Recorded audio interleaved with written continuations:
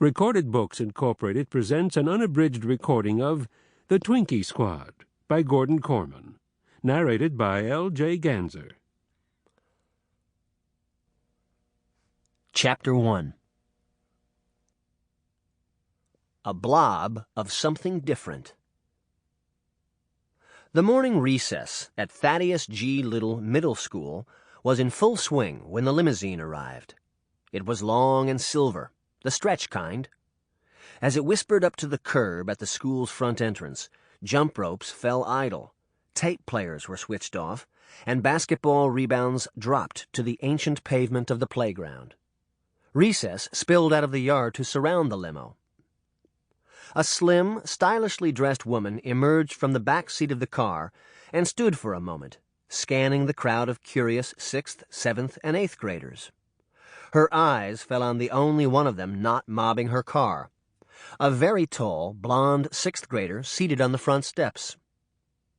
She waved, but he was making notes in a bright yellow ring binder propped against his knees, and did not seem to notice. "Fight!" The cry came from the back of the throng. At the center of the group, a shoving match broke out, and the mob began to sway and ripple like a giant swamp creature. Soon it boiled back into the schoolyard, along with the chant, "Fight! Fight! Fight!" Even a stretch limo could not interrupt recess for more than a few minutes. The woman stared after them in perplexity, then turned to the boy who still sat on the front steps. "Well, Douglas, are you going to say hello, or are you embarrassed to have a mother in front of your friends?" Douglas stood up in a tangle of long legs. "Of course not," he said mildly. "What would I be doing with friends?" He snapped his binder firmly shut and approached his mother. "How was Rome? I thought you weren't coming home till tonight."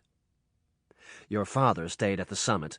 I took the early plane because my secretary said your principal called 5 times. Douglas, is there anything you want to tell me before I go in there?"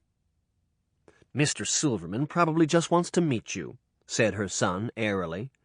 "Everybody knows you give the most famous parties in Washington. Maybe he's trying to get on the guest list."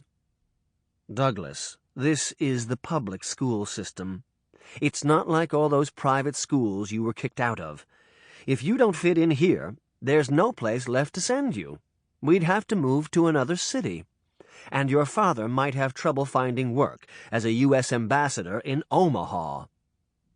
Grasping his arm, she propelled the two of them through the heavy metal front door.